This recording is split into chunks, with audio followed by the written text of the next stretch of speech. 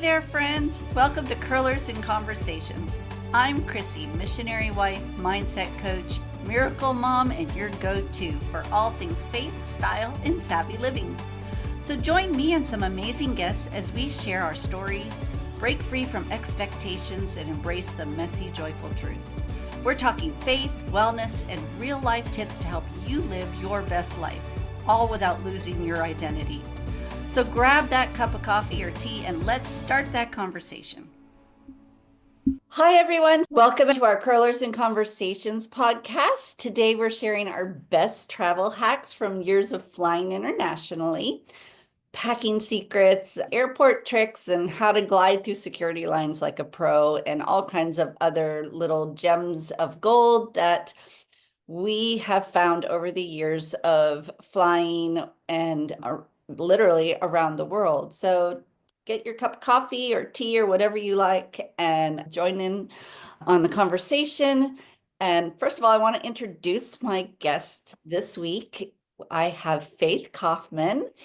Hello. She and I have been friends for, it's been about At least 3 years now. 3 years now, but she's a fellow missionary like I am. She lives both here in South Africa as well as the US. She's also an American. But I thought it would be really neat to have a conversation with Faith because we were having this conversation the other day and we were just really getting into and sharing together all of our secrets that we've learned over the years on traveling internationally and how to best hack and go through security lines and manipulate our way through airports and all that stuff. So our first segment, what I would like to talk about today is packing. That's the first thing you usually do when you're going on a trip. So first of all, introduce yourself, Faith. A little bit about who you are and your background so that we know, and then we'll get into discussing everything else. Okay, I'm Faith. I was born in Florida, but was raised in Los Angeles and did my first overseas flight when I was 16 to go to Honduras to volunteer there, right on the Nicaraguan border. And it was real rustic packing back then because it was a backpack and it was pretty off-grid. The missionaries that I was going to be working with and volunteering with didn't even know how to pack or anything for that. But of course, when you're young, you're so resilient and easygoing about such things that it didn't matter much, but had a really great experience, and it really set off a love for travel and meeting people from different cultures, and just the whole experience I found so life-giving, actually, and enriching. And when I would do certain kinds of trips, I would just have these light bulb moments where I'd be like, this is what I'm supposed to do. That was my first experience, but since then we've gone to over 40 countries, pretty diverse group of places, some very Western and very metropolitan, and then some really off-grid locations. So of course, each spot you pack differently for.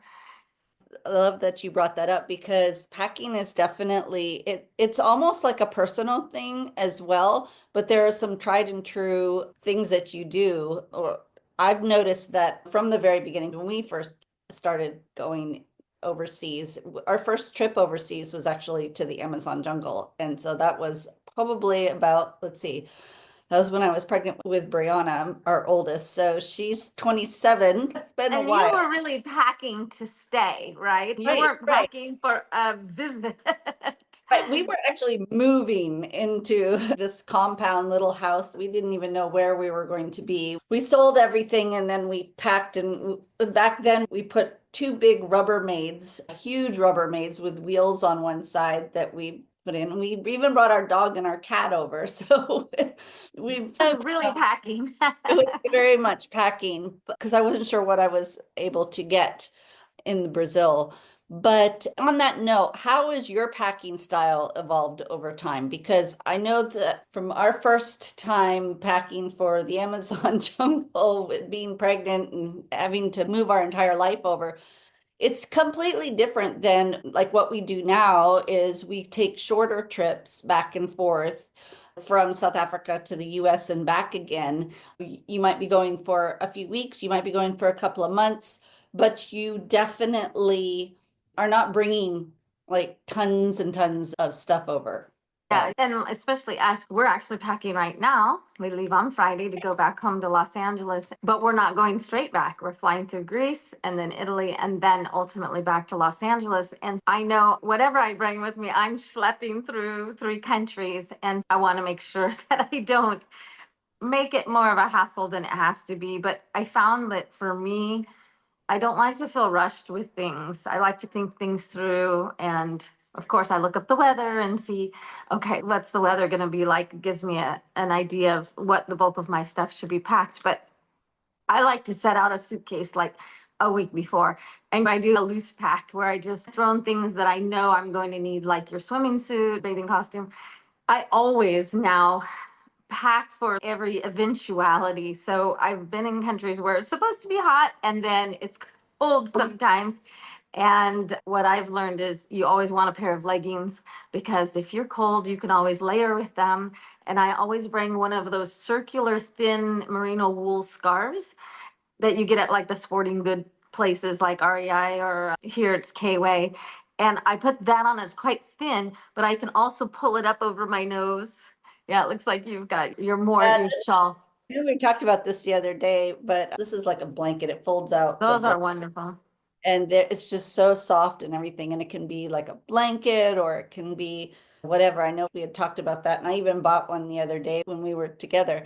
Those are so awesome. Yeah, in the same way, I like to take a suitcase and put it in one of our spare bedrooms, and like about a week or sometimes it's 2 weeks before I know that I have a trip coming up, and I'll put stuff that I'm not using, but I know I'm taking for a trip. If I'm, especially Exactly. I always just put everything that I'm going to be packing in that room on the bed, lay it out, and make sure that I don't forget it. If it's gifts or like sometimes teas or things from South Africa that my family knows and loves, and so I'll buy them, and or whatever I'm bringing back, I will put that in that room. And then before I actually start packing my suitcase, I have to have everything, because I like to leave my house very neat and not messy at all, especially my bedroom, which doesn't get used when we leave. But I don't like to come back to that. So what I like to do is wash everything and put everything away in my cupboards, on my clothes, and everything has to be completely where it's supposed to be. And only then can I sit down and I can go, okay, what do I need? I don't know, maybe it's ADHD. No, I do that too. And I feel like somewhat it's a process of elimination, because I'll go through the house room by room and do a scan and go, what in this room do I need to pack? And then make sure that I cull those pieces that I know I'm going to need. So I've got the loose packs going. I have certain medicine that I bring with me every time. And what those are for me is Benadryl in case someone gets a bee sting or has an allergic reaction. I always carry Benadryl with me. We always carry NyQuil, DayQuil, because even though it seems like everything's supposed to go perfect when you go on a trip and you plan and you do all these things because you want it to go perfectly, what I have found is that's just not reality. You get sick at home, you get sick on vacation. It's the same. Life is life. And it's better just to prepare. What I have found that is, when I buy medications overseas, I'm less familiar with the brands. Even though a lot of stuff is available, it's just a lot easier for me to bring the stuff with me. Then if in the middle of the night I need something, I'm not trying to find an open pharmacy and then trying to find something that they may or may not carry. I have found certain things just are not popular in some places. And so the substitutes I might not like as much. I always bring some bandages and Neosporin, a couple little alcohol, little cleaning swabs. It's basically a little first aid kit. A few things just to the safeguard that if we need something in a pinch, we have it. And then if we need to go to a pharmacy and buy other things, we can. And so I've just traveled with that for years. Those things have been helpful to me. I was going to say another way that my packing has changed is I roll everything now.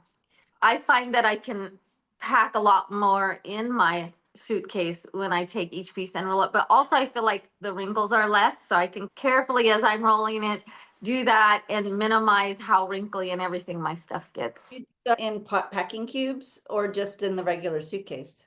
My main clothes I just roll, but my socks and underwear I sort in. I have these really pretty lingerie bags that have embroidery on them, and they're just so pretty. And so I love putting bras and underwear and socks in those. And then my shoes that I pack, I always bring a pair of flip flops, like rubber shoes, that if you're someplace that's icky or a beach or somewhere where you don't want to be barefoot, if you arrive at an Airbnb or a hotel and it's gross, it's nice to have some rubber slippers that you can just flip flop around and not worry about that. So I always bring that. In your carry-on, or do you? I put those in my carry-on suitcase, but I always put shoes in these canvas tote bags, those book bag kind of things. Oh, yeah. Because what I find is once I get to where I'm going, I can use those as like beach bags, or I'll throw a water bottle in them, throw my cell phone, a towel or whatever, and then I'll use those for our date outings. So it's just nice to have a couple tote bags. So I just put my shoes in those and set them in with the clothes that way. That's awesome. One of the things that I've used this last time is I wrapped everything in those little woolly bags that we get. Yeah. They're the black, almost like a fabric, a bag that you get at the grocery store. Over here in South Africa, they have almost like a material bag that you buy, and we seem to forget ours every single time. So we're always gathering more whenever we go to I have a Woolies. lot of tote bags. Yeah. I had such a stack of them, especially this last time when we went home for Christmas, that I wrapped everything in those bags. But then I had totes to give and hand out what I was bringing back as well. And that makes things a lot easier. We have gone to using now, of course, it started with the backpacking backpack. Now that we went to rolling luggage, and I will not travel without a upright roller. And then I have a backpack that's my personal item that I put my medicine, my toiletries, toothbrush, that sort of thing, my book, my Bible, my snacks, etc. in that. And that has this, basically it has a band that the backpack slides over the handle of the where it's because I like that, because it's not like you're just setting your bag on top of the rolling luggage. It actually slides over the handle. It stays secure. So you just don't even have to hassle with flopping around bags. It's just the backpack fits right on top of the bag. And one of the things, you gave me a list of things to think about. Yeah. And I had done a mission trip with my dad to Ethiopia. And I remember at one point we were at security, and I remember my dad looking at me and going, always put your stuff in the exact same spot. And I find that I do that. I have a spot for my water bottle, spot for my passport, spot for my books and Bible, and I sort everything in the different compartments in my backpack. My iPad goes in one thing, the front pouch is for my snacks and my gum, and I have it all set up. So every single time I know exactly when I'm on a plane where to find my inflatable pillow. And it just makes your life a lot easier. But when you do have to show a document or whatever you're looking for, you know right where it is. And it seems like an obvious thing, but it actually isn't. I have found, because people just throw things willy-nilly when they're packing. And also when you're in a stressful situation, because traveling can be very stressful, and you're in that security line, or you are in an airport and there's other stuff going on and you're running to catch a flight, or there's just things that happen. It's really important to be able to put your hands on something that you need right away. And so if you have a specific spot that you know that thing is in and you put it back there every single time, it's just one less stressful thing that your brain has to go through. And then you've seen the people at the airport where they have everything on the floor, where they've got their entire contents and they're looking for some item, and you're like, that is not fun. It's just not fun. Yeah, and I was thinking about some of the packing tips and hacks that I've used over the years. You mentioned your inflatable neck. I've seen those, but they're getting very strict now on only 2 items, and that's actually coming from like the FAA, maybe. Yeah, maybe that's what It's a FAA. Anyway, you can only have one personal item and one carry-on. And so you have to combine a lot of things. And the neck pillow that I was thinking that was really cool, I just saw it online the other day, where it's empty, but you actually stuff it with your clothes and your like Oh, wow. extra, yeah, extra set, because we always like to travel with an extra set of clothes, underwear, socks, and different things like that. You actually put it inside the neck pillow. So you use it as a neck pillow, but you're actually wearing your clothes and your extra set or whatever else that would normally go in your carry-on. So it gives you a little bit more room. I haven't seen that one yet. The reason I've gone with the inflatable is because I have a backpack and it's got two pouches. So one side is my water bottle, one side is a pair of socks, Yes. fuzzy socks for the plane, because when I get on the plane, I put on like some cozy socks because it can get quite Those are cold also sometimes. helpful through security too, especially if you go to a hot country or if you're in summertime and you're wearing slip-on shoes or sandals or whatever you're wearing. If you get to the security line and you have to take your shoes off, I always have a little pair of socks. Make sure that I'm walking through the security with my socks on, even if I have a pair of slip-ons because it's so hot. Does that make sense? Yeah, yeah. I just think it's good to have a spare pair of socks, especially. I love wearing those on the plane, and then I don't contaminate my good pair that I have stuffed in my tennis shoes. Because usually I'm just wearing a pair of tennis shoes because I know I'm going to do a lot of walking on my travel day, walking through the airport. And some airports are really big, and you can walk 10-15 minutes to go get to certain gates, and they'll have trains and trams and things like that. And I've had to run before. I keep my socks in my inflatable pillow. And what I like about the inflatable one is it works as a neck pillow, but I've also deflated it and put it behind my back for back support. I've also sat on them. I've had hard beds before in hotels or Airbnbs, and I'll deflate it just enough to get it under my hip and help my hip. So I can work with it to do a bunch of different things. Yeah, And then it goes back to being small and it's not in my way. But what's cool about it too, it's in this little pouch with the drawstring, right?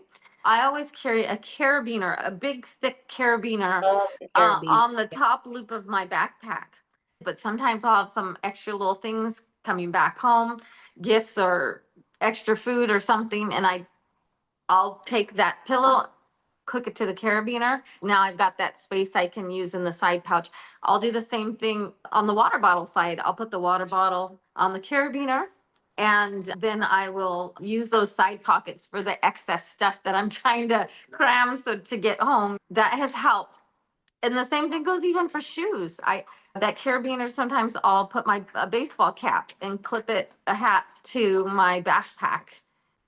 Just loose things. I love carabiners and different things like that. How do you usually deal with your jewelry? I know that I've seen the hack where you can take straws and thread the chain of your necklaces and such through the straw and then clasp it so that it's long enough and so it doesn't get all tangled. But I tend to have a little jewelry box that zip ups that I usually That's use. what I bought one, and I put the earrings and things in that. And it's hard because I've had some jewelry. I used to throw it in my makeup case. I'd put it in a little linen sack or a little jewelry bag and throw it in my makeup. But I found that sometimes things were getting crunched. And so I bought one of those hard-sided ones. And now it lives in the side pouch of my backpack where my socks and my inflatable pillow gets in that spot. If I have room in my carry-on just with my clothing, I'll tuck that little jewelry box wherever I can find. It's not that big. It's like a little small. Do you find that your necklaces still like tangle or whatever Yes, too? they do. Yeah. Well, You told me this. You're like, Faith, I think you're doing that wrong. It has a little system for the earrings and things, and I just threw things in there. I did hook a few things, but I don't think I did it right. So that's just user error.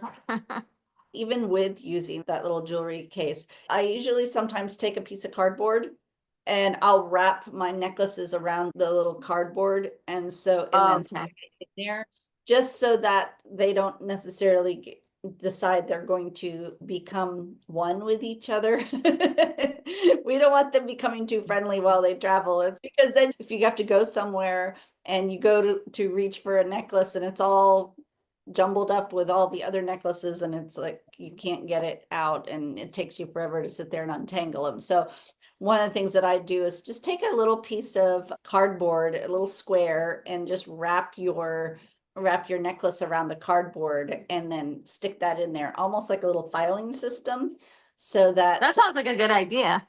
yeah, so that your necklaces at least don't Get all mess tangled. tangled together. Exactly. Another hack that I like to use is if you take a balloon, you get just like a little bag of balloons, because toiletries can sometimes, you never know when one might explode or might have a leak. But one of the things that I like to do is you take and you cut the bottom of your balloon so that you just have the bubble part, and almost like a little shower cap for your toiletry, and put it over the top so that if anything leaks out of here, it's contained in that and it keeps it. So yeah, like an extra protection. I don't have any liquids that I do not put in a Ziploc bag. I don't chance that at all, because with the pressure up there, you never know what's gonna ooze out, and Yes, just an there's extra. always something. So that sounds like a good idea. And then I've also put it in a A Ziploc bag Ziploc, for just sure. to be sure, just to be sure. You can Because also take off the top and you can put it over and then screw the top back on so that you're sealing it. That's also a really good way to do it. yeah, I think that would be really helpful, So because that's that is the reality. You're going to have something that will leak here or there. Sometimes when the bags get put overhead, next thing you know, a neighbor comes and they're jamming their bag on top of yours or pushing yours to the side. And sometimes something just gets tweaked or squished. And it's just the reality of going in those high elevations and packing and jostling things around.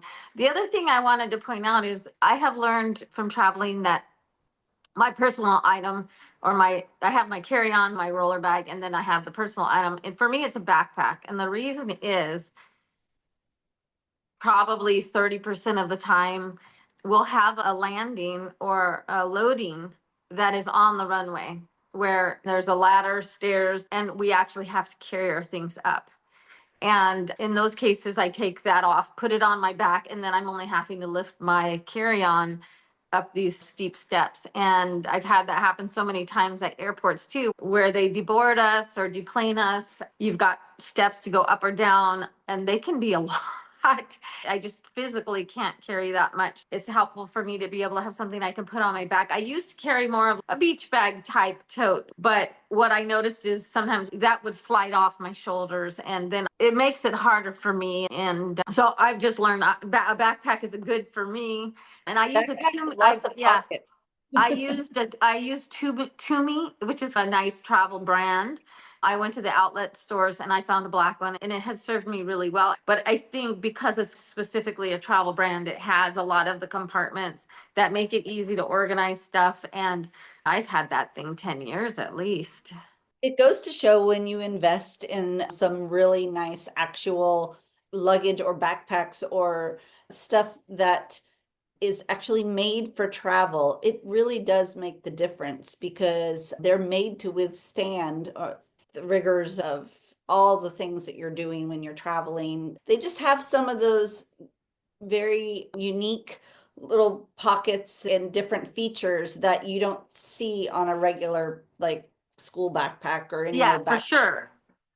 So And it's stuff that much you more don't even durable. really realize that is valuable to you, and still until you start using it, and then you go, oh my goodness, these features make such the difference. It really does make my life so much easier. So And I like would mine, in the front pocket where I put my sunglasses and my reading glasses, it's got a little spot for your pen.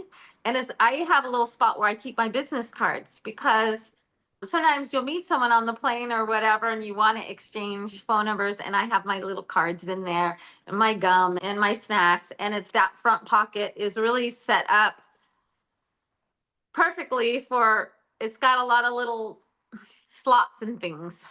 Exactly. We used to just go and just grab whatever and have people donate to us fabric and old big luggage that people didn't want. We just take whatever. But I've become very pedantic and very, what's the word I'm looking for? Particular.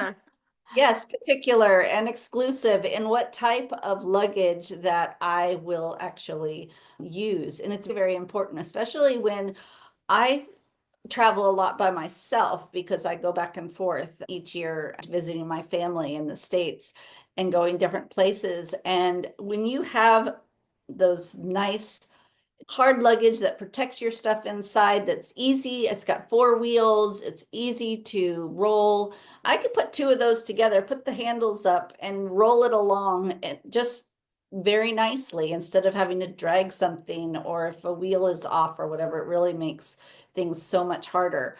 So yeah, your luggage can really make or break your trip and your experiences sometimes, and how you are getting from one place to another. It can really help or really hinder you in how you're traveling.